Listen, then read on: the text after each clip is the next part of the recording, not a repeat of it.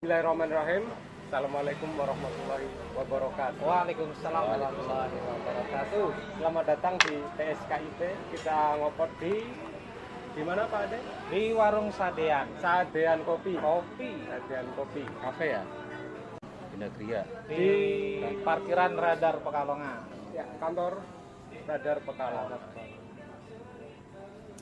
Bersama saya ada Mas Ade Gunawan, ada Bang Dul, Ya. Bang Dulmit. Dul Kemit kan?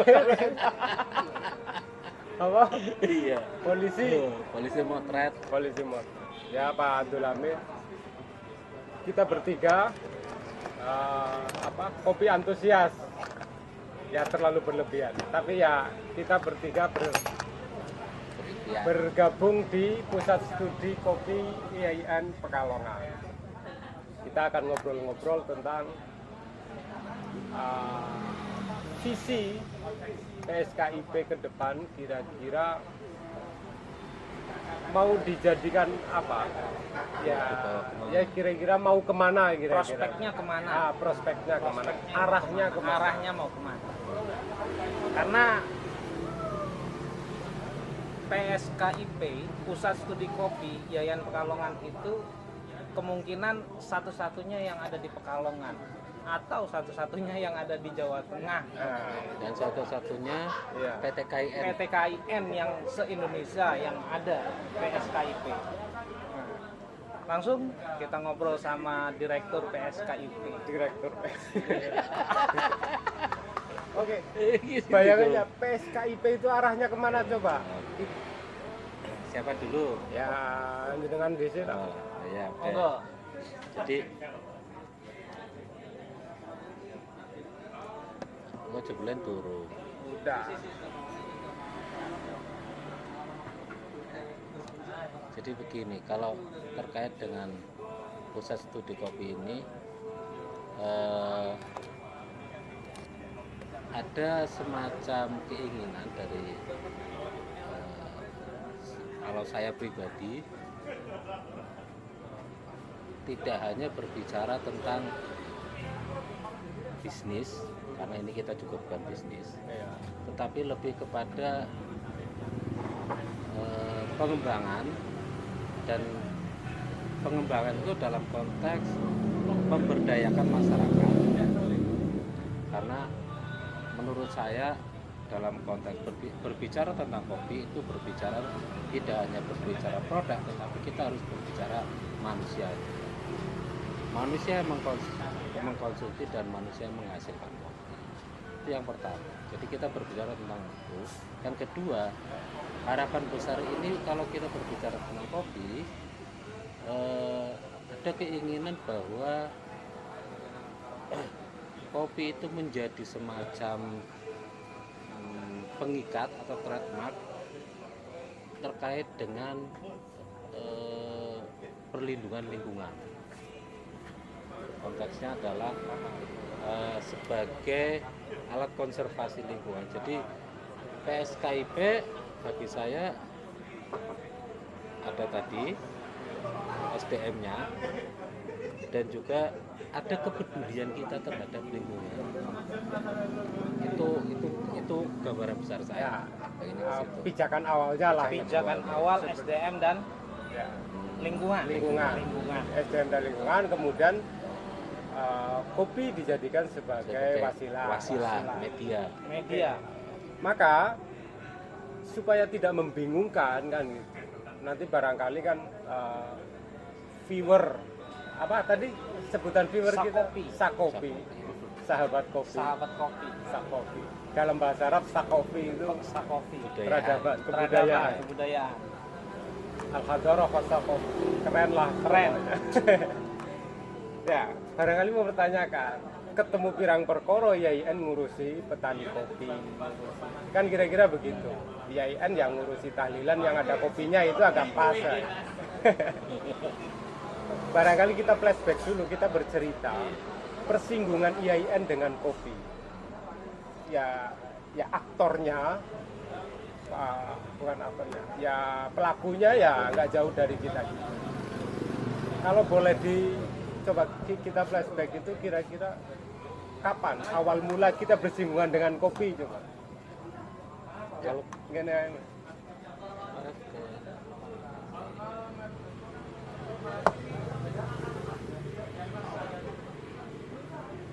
Oke, makasih ya. Sharing.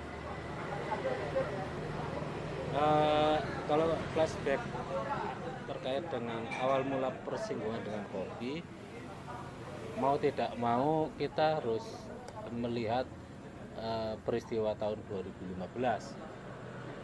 Saya kira itu menjadi momentum pemantik. Saya bukan pemantik awal, tetapi pemantik yang paling besar yang menjadikan kita Ada apa di 2015 itu ada kegiatan apa? terkait sistem info apa namanya kegiatan Linida. Linida. Apa? Linida jelasin dulu. Sistem informasi desa itu kalau orang itu Linida. Linida itu kan Lumbung Lumbung informasi. informasi desa. Lumbung informasi desa itu merupakan konsorsium dari IAIN Pekalongan, LSM Batang, yang dari Batang apa namanya? LSM Yang dikomandani Laskar. oleh Pak Burhan, Laskar ya. Laskar. Ada IAIN, Laskar dengan LPTP. Pemda. Pemda dulu. Oh, Pemda ya? Ya, Pemda. Oh ya, Pemda. Pemda. Batang, Pemda, LPTP Solo ya. Iya, LPTP Solo, Insis Group. Iya, Insis. Jadi PTP. kelima entitas ini membuat satu konsorsium yang disebut dengan Linida. Ada. Waktu itu goalnya Linida adalah membuat perencanaan desa, sistem perencanaan desa yang terintegrasi mulai dari database sosial, kemudian yang spasial juga. Diambil percontohan berapa desa waktu itu?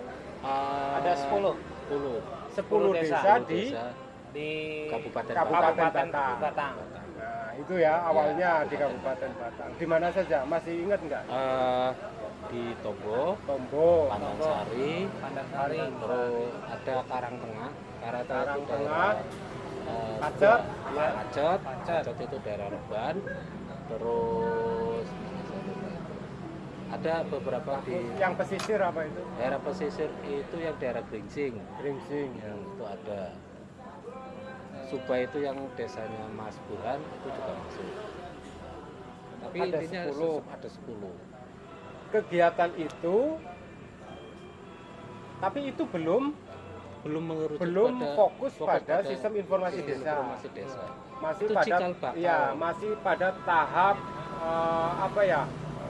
Studi pendahuluan lah, observasi lah.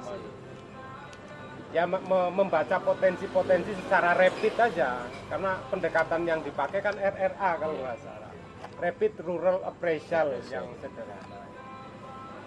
Setelah selesai itu dikerucutkan lagi.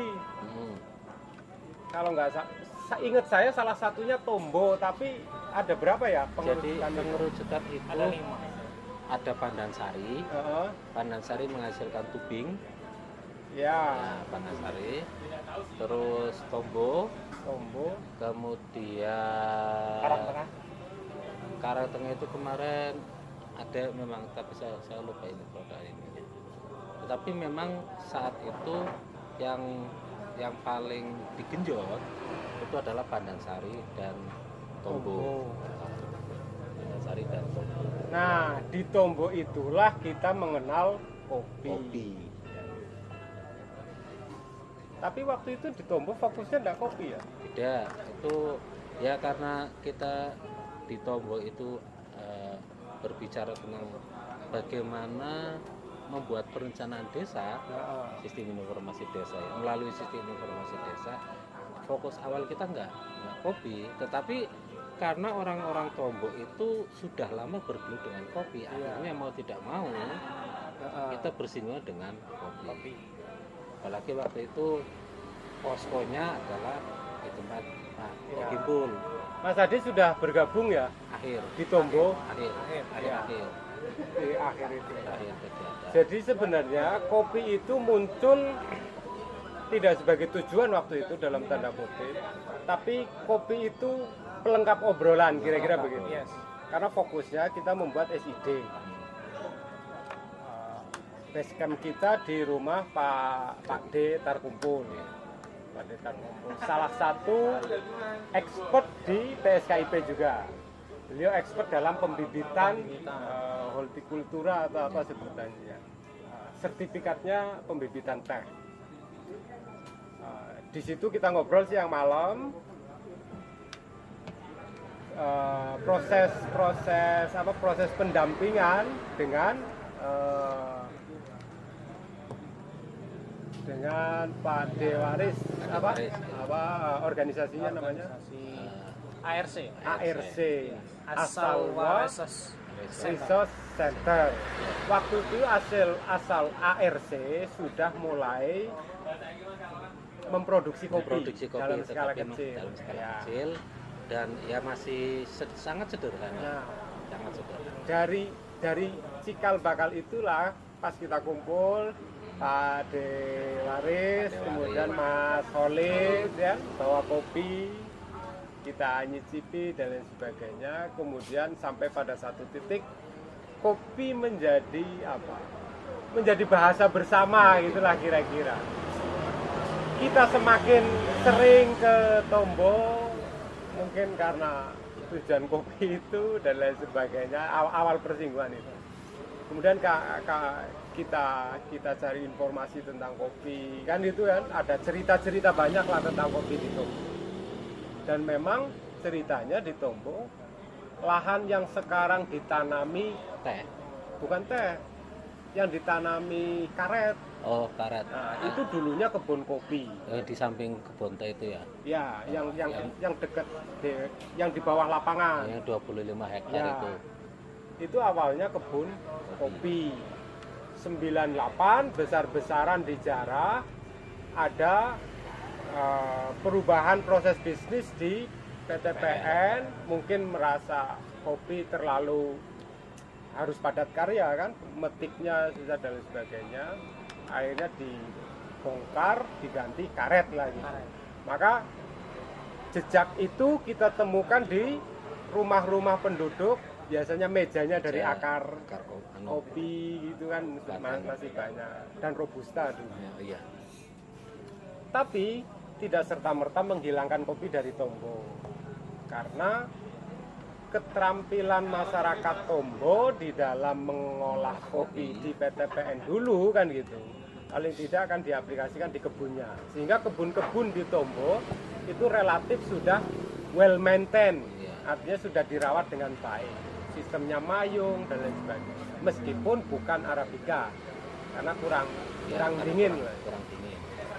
Ya setelah saya di sana sudah dingin, tapi untuk kopi itu robusta. Nah kemudian berkembang, ARC melahirkan Tombo Kopi sebagai tempat berdiskusi anak-anak muda. Dari situ kemudian embrio-embrio ya yang kita itu embrio-embrionya lahir ada di Bawang kan gitu kan, kemudian lahir di Bawang, kemudian nyebrang ke Pungangan, meskipun ya masih banyak hal yang perlu dibenahi, tapi itulah kira-kira. Jadi kemudian dari situ PSKIP lahir, sederhananya kan gitu. PSKIP lahir dari semangat itu, kok kayaknya kopi itu bisa dijadikan sebagai media sebagai kalimatun sawah lah gitu. Maka tadi hadirnya PSKIP itu kan tidak serta-merta kita meneliti kopi hanya ansih dari enak tidaknya kopi saja, tapi lebih fokus pada penguatan kapasitas manusianya. Jadi human development-nya kan gitu, pembangunan manusia dan lingkungan, karena manusia dan lingkungan tidak sejalan.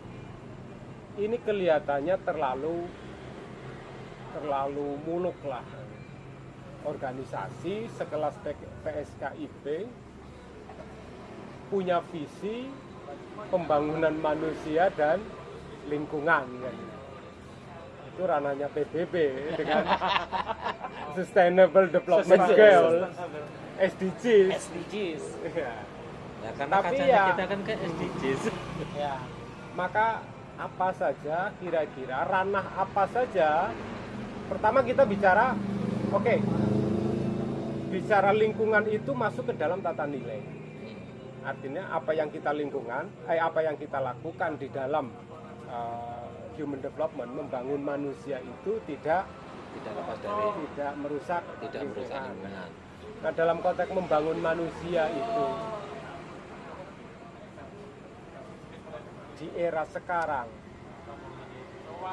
manusia yang kan membangun manusia tujuannya supaya mandiri, kan?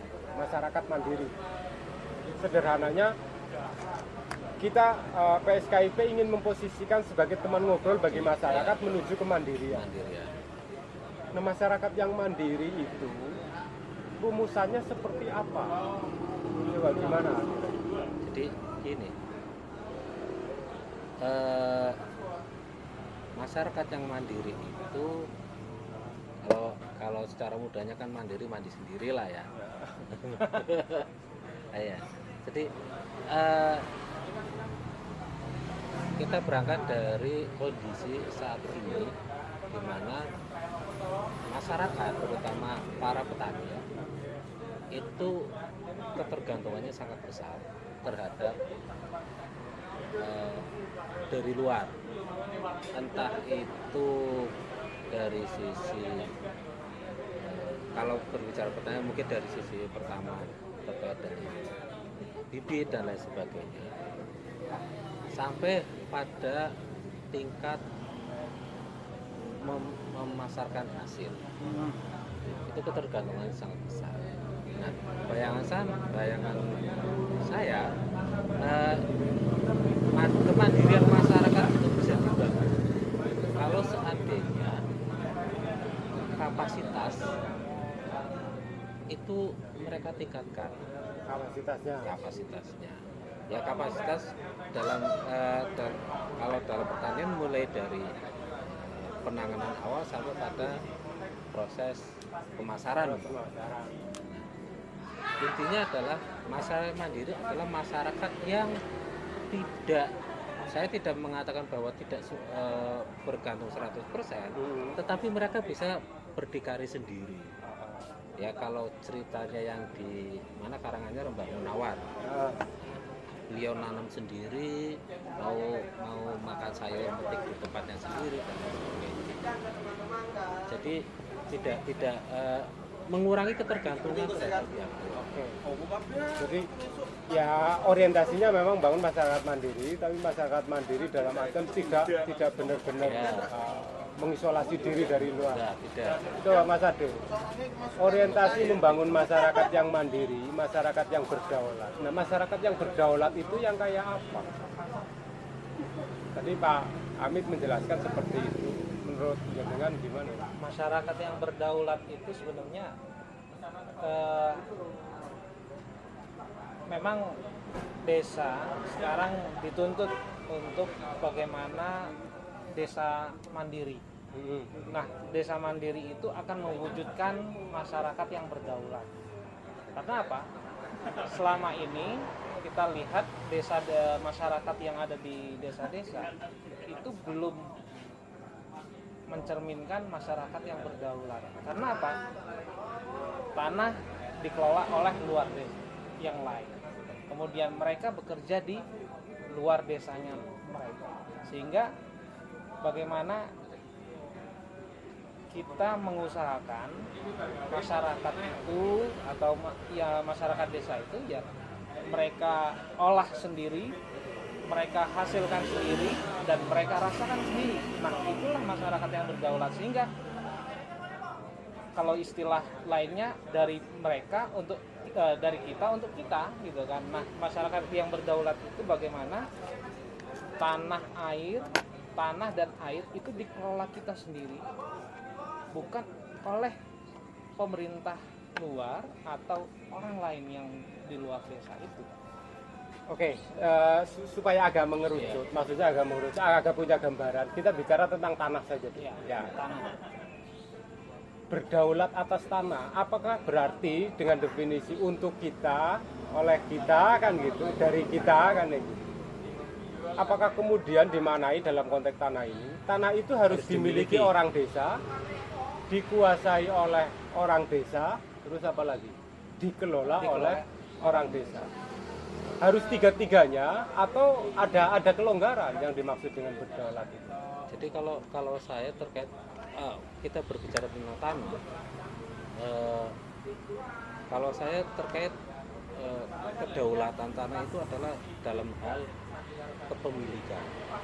Kepemilikan. Jadi kekuasaan terhadap kepemilikan satu aset itu menjadi hal yang fundamental.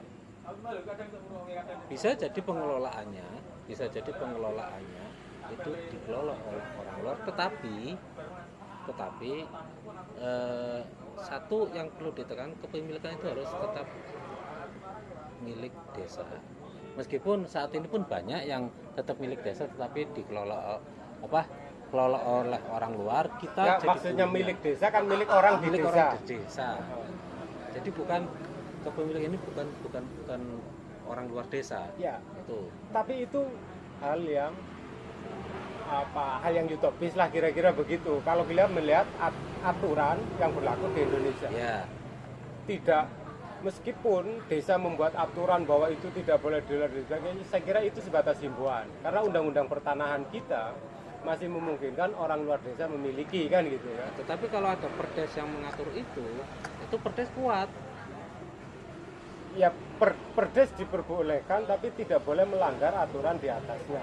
Kasus yang di Bali itu kan yang dulu Ya, Pak karena Rujito itu kan bisa. menggunakan undang-undang adat. Ya. Kan gitu. Akan Hak mengakomodir ulayat, ya, ya. hak ulayat mengakomodir. Tapi yang tidak ada itu kan tidak bisa.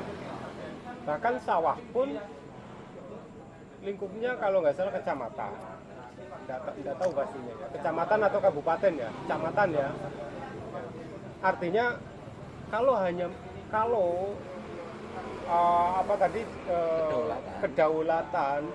kedaulatan terhadap tanah dimanai kepemilikan, apakah mungkin terwujud sebuah kedaulatan agraria di desa? Coba Mas. Begini, kedaulatan atas tanah tadi sudah pasti masyarakatnya dituntut, ya itu adalah kepemilikan tanah atas desa itu gitu kan, sehingga jangan sampai tanah yang ada di desa itu dimiliki oleh luar orang desa.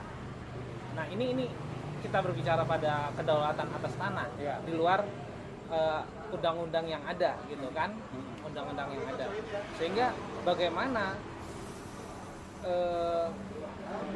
pengelolaan tanah itu dikelola sepenuhnya oleh masyarakat desa, sepenuhnya dimiliki oleh masyarakat desa yang ada di situ. Jangan sampai, karena apa? Apabila ada orang luar desa itu memiliki tanah yang ada di desa itu, maka bisa jadi masyarakat bisa jadi itu dikelola atau difungsikan tidak sesuai dengan aturan yang ada di desa. Nah itu kita takutnya, sehingga setidaknya masyarakat itu memiliki tanah ya di desa itu gitu kan. Itu yang pertama. Yang kedua, pengelolaannya sebisa mungkin ya masyarakat desa itu mengelola atas kepemilikan tanahnya itu sendiri gitu kan, sehingga bisa memanfaatkan masyarakat desa yang ada di sana. Inilah kedaulatan, menurut saya kedaulatan atas tanah yang ada di sebuah desa dan secara umum masyarakat yang ada di desa itu. Jadi kepemilikannya, pengelolaannya, kalau menurut saya, sehingga jangan sampai pengelolaan yang ada, pengelolaan atas tanah yang ada di desa itu dikelola oleh orang luar. Karena apa? Kalau dikelola oleh orang luar, maka tujuannya itu nanti akan keluar, bukan untuk desa itu sendiri, bukan untuk pengembangan desa itu, tapi ada negatifnya. Mungkin ketika kepemilikannya ada di masyarakat desa itu, pengelolaan di desa itu mungkin bisa jadi tidak berkembang, itu satunya. Tapi ya lagi-lagi bagaimana kita di dalamnya mendampingi itu, pendampingan yang terpenting itu. Bagaimana masyarakat desa, mereka memiliki tanahnya, mereka bisa mengelolanya dan bisa mengembangkan. Dalam hal mengelola tanah, atau kan ada memiliki dan menguasai. Menguasai itu artinya mengolah gitu ya. Ya mengolah, memanfaatkan. Dalam konteks memanfaatkan saya sepakat, tapi dalam konteks memiliki barangkali ini yang menjadi berat. Oke lah, jenengan sebagai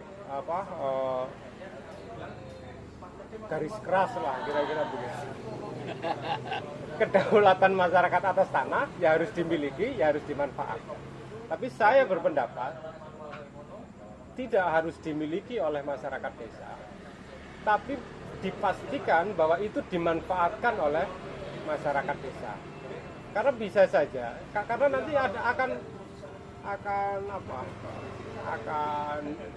berbolak-balik. Artinya gini, ada tanah yang dimiliki oleh orang luar kemudian dimanfaatkan oleh orang desa itu.